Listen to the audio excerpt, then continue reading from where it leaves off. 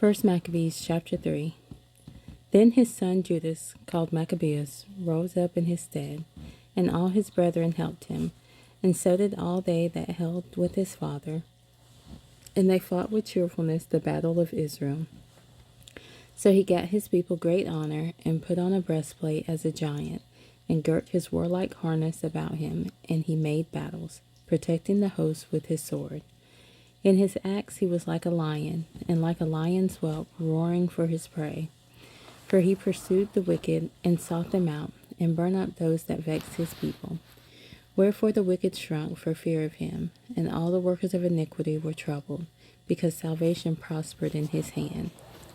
He grieved also many kings, and made Jacob glad with his acts, and his memorial is blessed forever. Moreover, he went through the cities of Judah, destroying the ungodly out of them, and turning away wrath from Israel, so that he was renowned unto the utmost part of the earth, and he received unto him such as were ready to perish.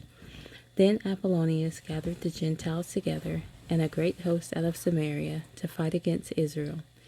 Which thing when Judas perceived, he went forth to meet him, and so he smote him and slew him. Many also fell down slain, but the rest fled.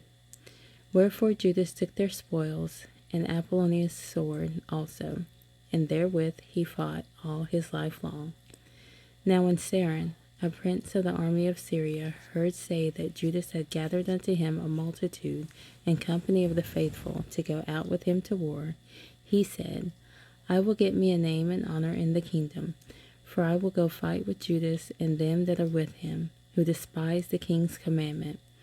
So he made him ready to go up, and there went with him a mighty host of the ungodly to help him, and to be avenged of the children of Israel.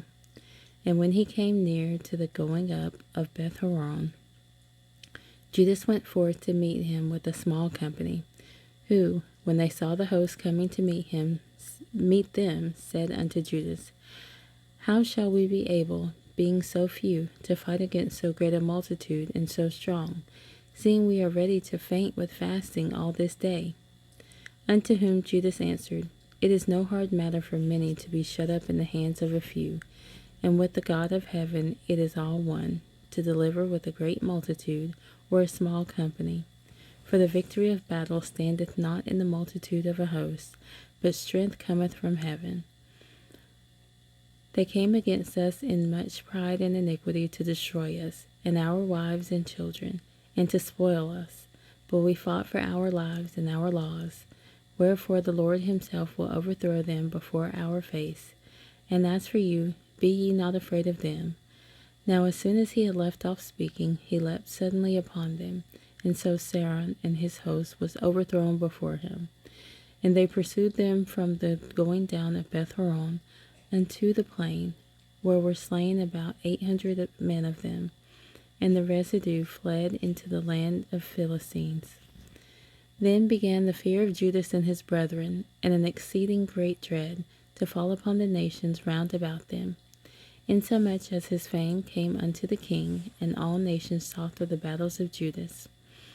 Now when King Antiochus heard these things, he was full of indignation, whereof he sent and gathered together all the forces of his realm, even a very strong army. He opened also his treasure, and gave his soldiers pay for a year, commanding them to be ready whensoever he should need them. Nevertheless, when he saw that the money of his treasuries failed, and that the tributes in the country were small, because of the dissension and plague which he had brought upon the land, in taking away the laws which had been of old time, he feared that he should not be able to bear the charges any longer, nor to have such gifts to give so liberally as he did before, for he had abounded above the kings that were before him. Wherefore, being greatly perplexed in his mind, he determined to go into Persia, there to take the tributes of the countries, and to gather much money. So he left Lysias, a nobleman, and one of the blood royal, to oversee the affairs of the king from the river Euphrates unto the borders of Egypt, and to bring up his son Antiochus until he came again.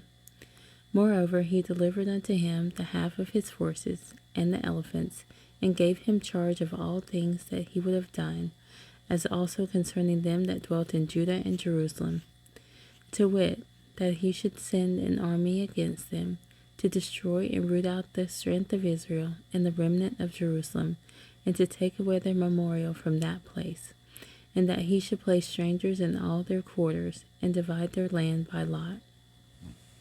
So the king took the half of the forces that remained, and departed from Antioch, his royal city, the 147th year. And having passed the river Euphrates, he went through the high countries. Then Lysias chose Ptolemy, the son of Dorimenes, Nicanor, and Gorgias, mighty men of the king's friends, and with them he sent 40,000 footmen and 7,000 horsemen to go into the land of Judah, and to destroy it, as the king commanded. So they went forth with all their power, and came and pitched by Emmaus in the plain country.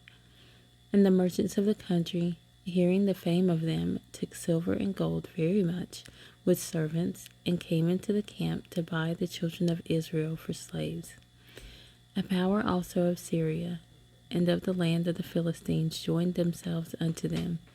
Now when Judas and his brethren saw that miseries were multiplied, and that the forces did encamp themselves in their borders, for they knew how the king had given commandment to destroy the people, and utterly abolish them, they said one to another, Let us restore the decayed fortune of our people, and let us fight for our people and the sanctuary. Then was the congregation gathered together, that they might be ready for battle, and that they might pray, and ask mercy and compassion. Now Jerusalem lay void as a wilderness, there was none of her children that went in or out. The sanctuary also was trodden down, and aliens kept the stronghold.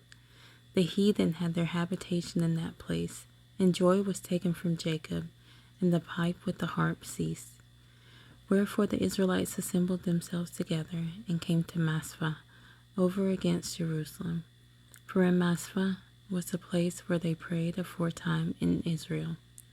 Then they fasted that day, and put on sackcloth, and cast ashes upon their heads, and rent their clothes, and laid upon the book of the law, wherein the heathen had sought to paint the likeness of their images.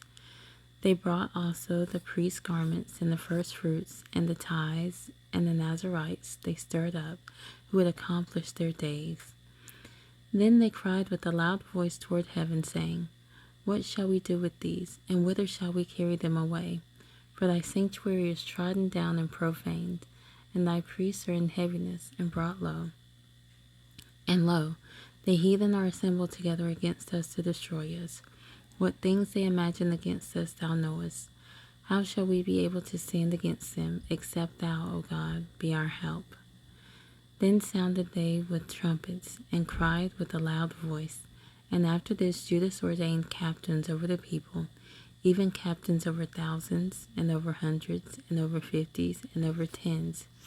But as for such as were building houses, or had betrothed wives, or were planting vineyards, or were fearful, those he commanded that they should return, every man to his own house, according to the law.